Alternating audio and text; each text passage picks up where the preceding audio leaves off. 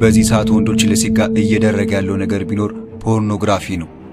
በዓለማችን ፖርን በማየት አንደኛ ደረጃ ላይ የምትጠቀሰው ሀገር ብትኖር ኢትዮጵያ ነች። እናም አብዛኛውን ኢትዮጵያ ውስጥ ያሉት ወንዶች በፖርኖግራፊ የተጎዱና የተጠቁ ናቸው። አብዛኛውን ወንዶች በዚህ ሰዓት የጥፋተኝነት ስሜት ይሰማቸዋል። በራስ መተማመናቸው በጣም የወረደ ነው። ያላቸው ኃይልና አቅም ቀስ በቀስ እለት በእለት እየወረደና እያለቀ ነው። ጀርባቸው ላይም ከፍተኛ የህመም ስሜት ይሰማቸዋል። በእርግጠኝነት ደግሞ ይህም ነገር አንተ ጋር ተከስቷል። ግን ይህንን ነገር እንዴት ማቆም እንዳለበት አታውቅም። ፖርኖግራፊ እንዴት ማቆም እንዳለበት አታውቅም። ፖርኖግራፊ እንድታይ የሚያደርገ ነገር ምን እንደሆነ ታውቃለህ? ካላወቅ በዚህ ቪዲዮ ላይ ልንገርህ። ይህ ቪዲዮ ወደ አንተ የመጣው ዝም ብሎ አይደለም። ፈጣሪ ወደ አንተ የላከው መልእክት ነው። ስለዚህ ይህንን ነገር እስከ መጨረሻው ማቆም ከፈለግ፣ ፖርኖግራፊ ማየት ማቆም ከፈለግ እስከ መጨረሻው አድምጠኝ። ግን ሐሳቤን ከመናገር በፊት ያንተን የፖርኖግራፊ ታሪክ በትንሹ ልንገርህ። በእርግጠኝነት ሆኜ የምነግርህ ይህ ልጅ የሚሰራውን ነገር አንተም ትሰራለህ። በዚህን ጊዜ በእርግጠኝነት ኮንፊደንስ የለህም። በሕይወት በጣም ተስፋ ቆርጠሃል። ለራስ ምንም ክብር የለህም።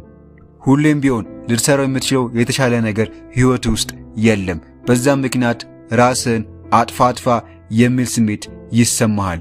ስለዚህ በጎንም ይህንን ስሜት ለማምለጥ ይህንን ስሜት ለመሸፈን ፖርኖግራፊ ለማየት ትገደዳለህ። አይምሮ ፖርኖግራፊ እንድታይ ያስገድዳል። ስለዚህ ቤት ማንም እንደሌለ ካረጋገጥክ በኋላ ቀጥታ እየሮጥክ በፒሲዩ ሊሆን ይችላል ወይ በስልክ ፖርኖግራፊ ቪዲዮችን ሰርች ማድረግ ትጀምራለህ።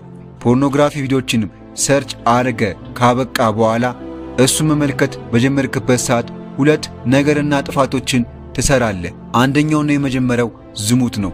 ፖርኖግራፊ ስታይ እዛ ቪዲዮ ላይ ያሉት ነገሮች ስሜትህን ከውስጥ ሆኖ ይገፉታል። ከዛ የዘር ፈሳሽ በራሱ ጊዜ ከውስጥ ተመንጭቆ ይወጣል። ዝሙትም ትፈጽማለህ። ሁለተኛው ደግሞ ቪዲዮውን ስታይ እያየ ባለበት ቅጽበት ሰውነት ስሜቱን መቋጠር ስለማይችል ሳትወድ በግድ ሴጋ ታረጋለህ።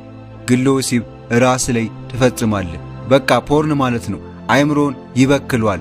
ምክንያቱም ፖርን ስታይ 24 ሰዓት የምታስበው፣ የምታሰላስለው፣ የምታወጣው፣ የምታወርደው እዛ ቪዲዮ ላይ ያየኸውን ነገር ነው። ከዛም በኋላ ዘማኝ ሆነህ ትቀራለህ። በሴጋን ቫይረስ ትጠቃለህ። ኢቭን ማታ ላይ ራሱ እንቅልፍህን ያሳጣል። ይህ የሚሆንበት ምክንያት እዛ ፖርን ላይ ያየኸው ነገር ማታ ላይ እንደ መዝናኛ እንድትጠቀመው አይምሮ ይገፋል። በአቅራቢያ ባሉ ሴቶች ወይ ደግሞ በምታውቃቸው ሴቶች እነሱን እያሰብክ ሌሊቱን ሙሉ የሐሳብ ሴክስ ውስጥ ትገባለህ። እንቅልፍህን፣ ሰላምህን፣ ስፐርምህን ስታዝረከርከው ታድራለህ።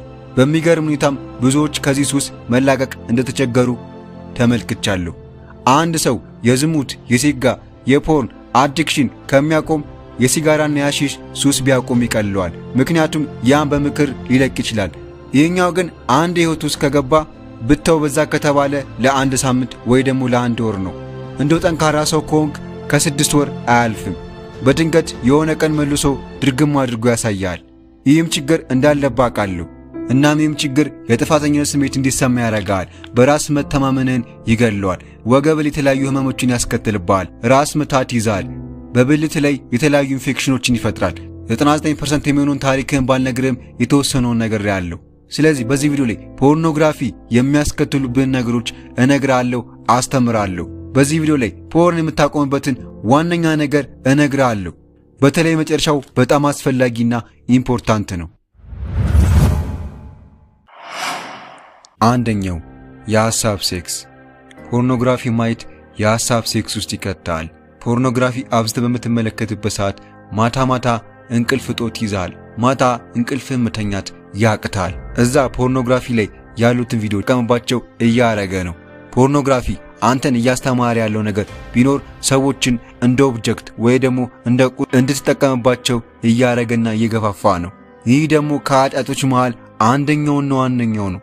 ፈጣሪ ከሚጠላቸው ነገሮች አንዱ ዝሙት ነው። ሌላ ሰው በሌለበት ሌላን ሰው በማሰብ ወሲብ ማድረግ ወይ ደግሞ ግላዊ ሴክስ መፈጸም።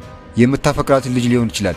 በአቅራቢያ ያሉ ሴቶችን እያሰብ የሐሳብ ሴክስ ማድረግ ትልቅ ኃጢአት ነው። ብዙ ሰዎች ደግሞ ኢትዮጵያ ውስጥ ይህ ችግር አለባቸው። ፖርኖግራፊ ካየ ወይ ሴጋ ትመታለህ ወይ ደግሞ የሐሳብ ሴክስ ውስጥ ለትንሽ ደቂቃ ትገባለህ ወይ ደግሞ የዘር ፈሳሽ ከውስጥ ተመንጭቆ ይወጣል። ግን ምንድነው ችግሩ? አላይም ብለህ ለራስ ቃል ገብተህ ከ10 ወይም ከ40 ደቂቃ በኋላ ለምንድነው ስልክን አንስተ ፖርኖግራፊ ድጋሚ ማየት የምትጀምረው? የምር እኮ ከፖርን ምንም አይነት ደስታ አታገኝም። እኔም አንተም እናውቀዋለን። ግን ይህ ፖርን የሚባል ነገር እንዴት አጠቃ? ምክንያቱም ምቾት ውስጥ ነው ያለው። አብዝተ ምቾት ውስጥ ተቀብረ የምትቆይ ከሆነ፣ አልጋ ላይ አብዝተ የምትቆይ ከሆነ፣ ሶፋ ላይ ተጎልተ የምትውል ከሆነ፣ ምቾት ውስጥ ከተቀበርክ ራስና ሰውነትን የሚለውጥና የሚያሻሽል ነገር የማታረግ ከሆነ በሚያሳዝን ሁኔታ የቴስቴስትሮን መጠን ይወርዳል፣ ይቀንሳል፣ የፖርን አዲክሽን ይይዛል። ግን የወንዳ ወንድ ነገሮችን የምታረግ ከሆነ፣ ራስን ቢዚ የምታረግ ከሆነ፣ ስራ የምትሰራ ከሆነ፣ ስፖርት የምትጀምር ከሆነ፣ ማታ ማታ ልተኛ ስትል ስልክን ከመኝታ ቤት የምታረቀው ከሆነ፣ ማታ ማታ ስልክ መጠቀምን የምታቆም ከሆነ፣ ሶሻል ሚዲያ ላይ ሴክሹዋል የሆኑ ኮንተንቶችን ማየት የምታቆም ከሆነ፣ ስሜትን የምትቋጠርበት መንገድ የምትፈጥር ከሆነ ፖርኖግራፊ የማቆም እድልን አቅምን ተጨምረዋል። ሴክሹዋል ከሆኑ ነገሮች ራቅ። ራስና ሰውነትን የሚያጠነክሩ ነገሮች ጀምር። ማታ ማታ እንቅልፍ አልመጣ ካለ ለጓደኞች ደውላቸው፣ ኦር ከቤተሰቦች ጋር ማውራት ጀምር። ስሜትን ከሚቀሰቅሱ ሴቶች ራቅ። ባጭሩ ፖርኖግራፊ እንዲገፋ ከሚያደርጉ ነገሮች ሽሽ። ስለዚህ ዋነኛውና አንደኛው ማቆም ያለብህ ነገር ቢኖር የሐሳብ ሴክስ ነው። የሐሳብ ሴክስ ለማጥፋት ደግሞ ፖርኖግራፊ ማየት ማቆም ይኖርብሃል። ሁለተኛው ሲመን ሪቴንሽን። አንድ ወንድ ልጅ እድሜው ከ18 ዓመት በላይ ከሆነ ሰውነቱ ውስጥ ስፐርም መመረት ይጀምራል። የዛን ጊዜ ሰውነቱ ላይ እነዚህ ነገሮች ማየት እንጀምራለን። ለምሳሌ መነጫነጭ፣ የድምጽ መጎርነን፣ የሰውነት ጥንካሬ፣ ትኩረት፣ የአስተሳሰብ ልዩነት እናም የኃይል ኤነርጂ ሰውነት ላይ መፈጠር ይጀምራል። ይህም ነገር የሚፈጠረው ሰውነት ስፐርም ማመንጨት ሲጀምር የሚያሳየው ነገር ነው። ግን በተቃራኒው ደግሞ የወሲብ ስሜትም የሚቀሰቀሰው ያኔ ነው። በዛን ጊዜ ወይ ፖርኖግራፊ ማየት ትጀምራለህ፣ ወይ ከተለያዩ ሴቶች ጋር ሴክስ ማድረግ ትጀምራለህ፣ ወይ ሴጋ ታደርጋለህ፣ ወይ ደግሞ ሲመን ሪቴንሽንን ከውስጥ እንዳይወጣ ትይዘዋለህ። እናም ያኔ ነው ስብዕና የሚቀየረው፣ ጸባይ የሚቀየረው፣ ድሮ የነበረው ማንነት ተቀይረው አዲስ ማንነት የሚገነባው። ታዲያ ይህ ሁሉ ነገር የተፈጠረው ሰውነት የዘር ፈሳሽ ማምረት ስለጀመረ ነው። ምክንያቱም በዛ የዘር ፈሳሽ ውስጥ ለሰውነት በጣም ጠቃሚና ጠንካራ የሚያደርጉ ቫይታሚን፣ ፕሮቲኖች አሉ። ስለዚህ በጉርምስና ወቅት አንድ ወንድ እነዚህ ለውጦች የሚያሳየው ወንድነቱን የሚገልጽ ቴስቴስትሮን የተባለ ነገር በሰውነቱ ውስጥ መመረት ሲጀምር ነው።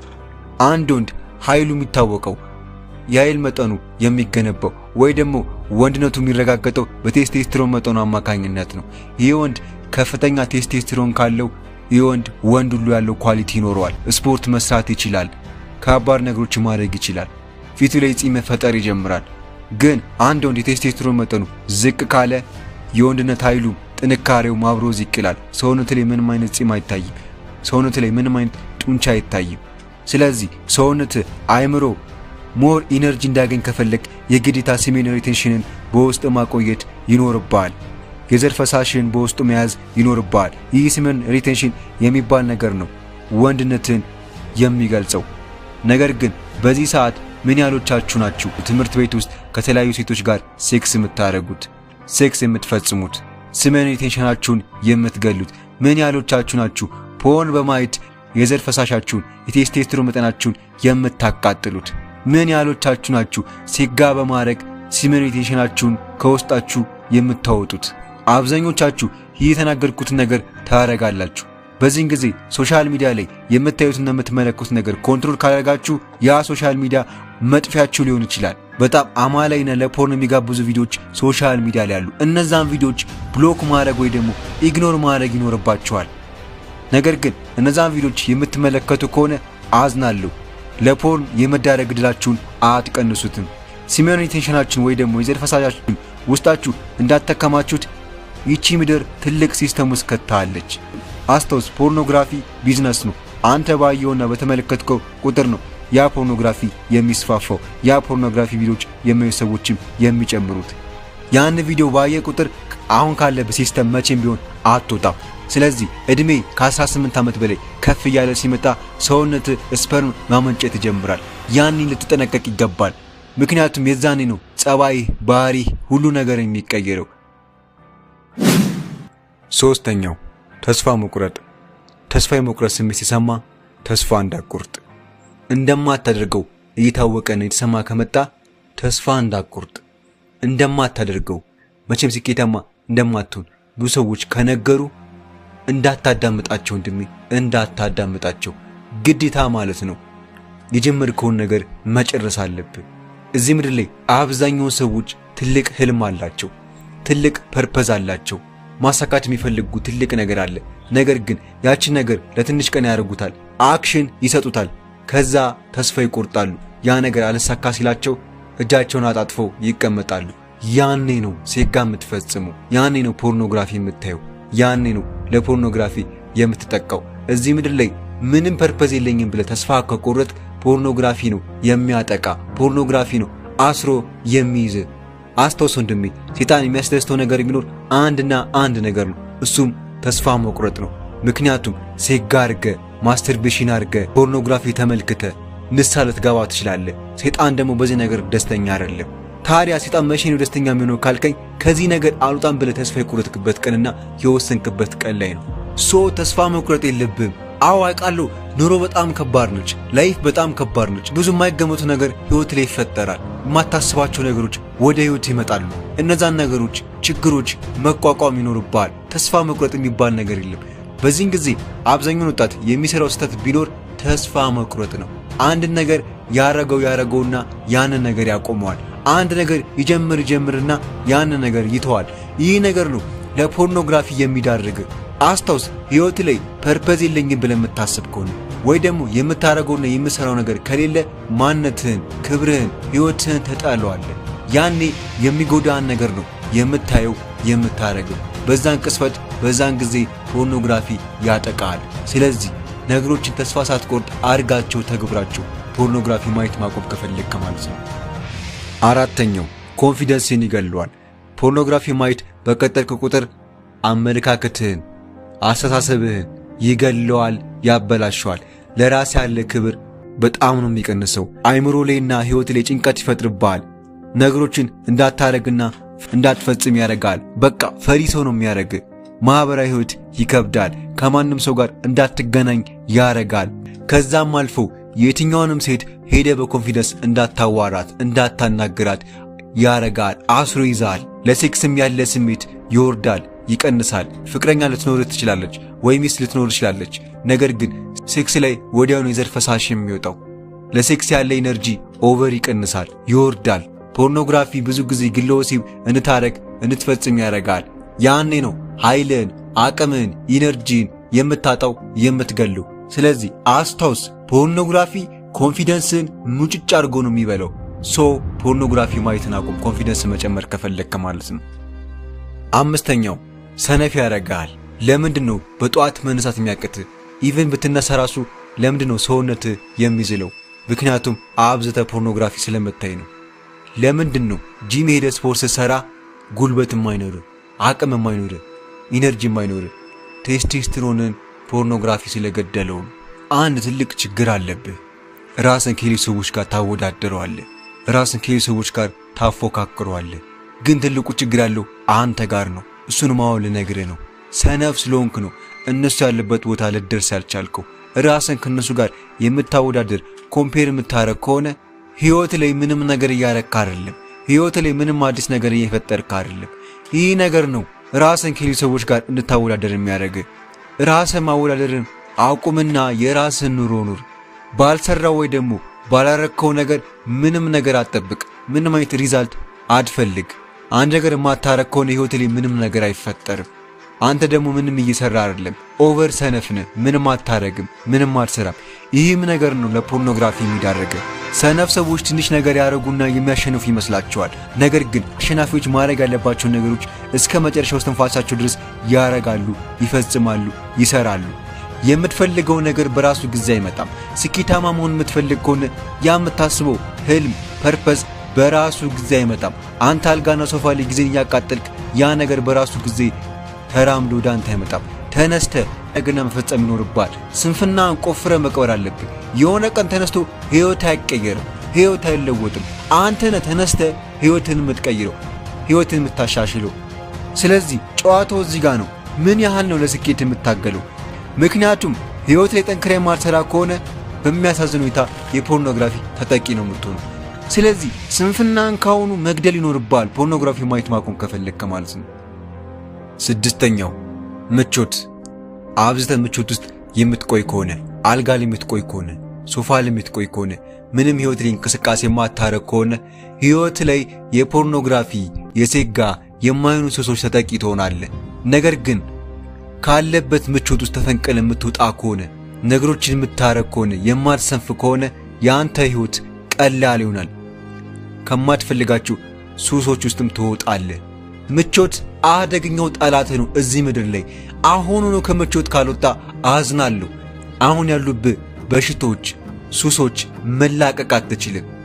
ቅድም እንደነገርኩ እዚህ ምድር ላይ ትልቁ ጠላት ምቾት ነው። ብዙ ሰዎች ደግሞ ምቾት ከገቡ፣ ምቾት ከተቀበሩ መለውጥ፣ መቀየር፣ መሻሻል አይፈልጉ። እዛው ባሉበት ኮንፈርት ውስጥ ነው መቆየት የሚፈልጉት። በሚያሳዝን ሁኔታም ደግሞ ያ ኮንፈርት፣ ያ ምቾት ነው ለፖርኖግራፊ የሚዳርግ። እናም ያንተም ችግሬ ነው። ኮንፈርት ውስጥ ነህ፣ ምቾት ውስጥ ነህ። እኔ ያን ነገር መቼም አላሳካውም፣ እኔ ከዚህ ቦታ መቼም አልወጣም እያልክ ኤክስኪውዝ ትደረድራለህ፣ ሰዎችን ታበዛለህ። ይህ ነገር ነው አንተን እየገደለ ያለው፣ ለፖርኖግራፊ እየዳረገ ያለው። ቀላል ነገር መጠቀም ነገሮችን ያከብዳል። ከባድ ነገር መጠቀም ነው ነገሮችን የሚያቀለው። ስለዚህ በሚያሳዝን ሁኔታ ከምቾት የማትወጣ ከሆነ የፖርኖግራፊ ተጠቂ ነው የምትሆነው። ስኬት ማለት ነው ኮንፈርት የሆነ ነገር አይደለም። ስኬታማ መሆን ከፈለግ ምቾት ካለበት ቦታ ወጥተህ ምቾት ወደሌለበት ቦታ መሄድና መጓዝ ይኖርብሃል። ፖርኖግራፊ የምታየው ምቾት ስትቀበር ነው ሴጋ የምታረገው። ምቾት ውስጥ ስትቀር ነው ህልምህን፣ ፐርፐዝን የማታሳካው፣ ወንድ የሚያደርጉ ነገሮች የማታረገው። ምቾት ነው ጀርባህን የሚያሳምም፣ ራስ ምታት የሚለቅብህ፣ ቴስቴስትሮንን የሚገለው፣ ፖርኖግራፊ እንድታይ የሚገፋ። ስለዚህ አሁን ነው ከምቾት መውጣት ይኖርብሃል ፖርኖግራፊ ማየት ማቆም ከፈለክ ማለት ነው። እያንዳንዱ የነገርኩህን ነገሮች አስታውስ። የሐሳብ ሴክስ የሚባል ነገር ከአይምሮ ውስጥ አውጣው። እድሜ ከ18 ዓመት በላይ ሲሆን ሰውነት ስፐርም ማመንጨት ይጀምራል። ያኔ ስሜትን መቆጣጠር ይኖርብሃል። ስሜትን ኮንትሮል ለማድረግ ዝግጁ ሁን።